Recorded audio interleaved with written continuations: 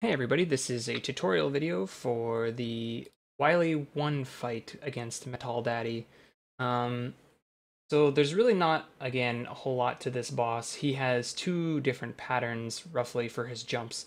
He can either hesitate and sit there longer and then jump, or he can jump faster and jump pretty much as soon as he opens up. So you generally want to be careful a little bit on this fight. You want to be almost like you're ready for a short hop cross, like a quick hop. I shouldn't say short, it's a quick hop, not a short distance one.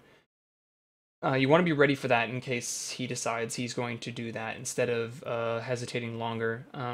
Always treat it as if he's going to do a fast jump, generally speaking. So typically when you enter this fight, there's a couple things you can do to make your life a little easier with this fight, but typically what you want to do for speed purposes, you want to slide into this boss fight.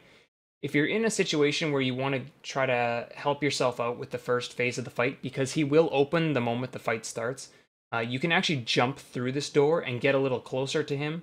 But for speed purposes, you generally don't want to do that. You want to just slide into the room so that the fight starts sooner. So typically, with this fight,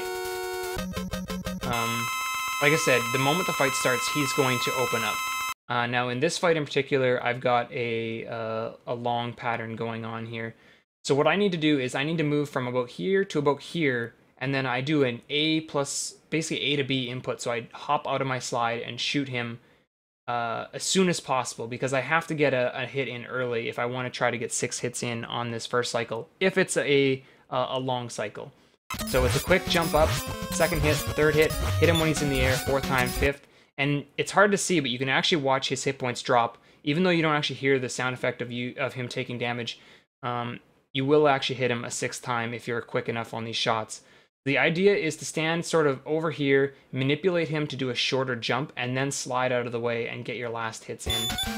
Once that happens, he drops little mets on you. They kind of have a little bit of randomness to where they drop. The mets will deal 4 damage to you, but the big met will deal 8. So if you ever find yourself that you're getting pinned in a corner, it's better to damage boost off the smaller mets and then slide through the big met with your invincibility frames. I don't do that until the 3rd jump generally. I try to wait it out, but depending on how close this big met is to you over in this corner, you may want to do it if you're manipulating his jumps to be a little larger. Then you may want to get to the other side of him each time he does his jumps, but that's sort of dependent on your movement a little bit. So here I'm just going to ignore the mets. As soon as he opens, you want to hit him as soon as possible. Get your 2 hits in. 3, okay, so it's a long pattern again. I know I can get 6 hits in. Wait for the met, then I slide through with my iframes, and then I wait for him to open again, and I get my last 2 hits in. Typically, a good rule of thumb for this fight is get 2 shots in, and then assess the situation, because it's after 2 shots, typically, that if he's doing the fast jump, he's going to do that after the 2 shots. So you'll notice it right here. 1, 2, there's the jump, 3, 4. Now it's a short hop, a short pattern, so I don't really have time to get very many hits in.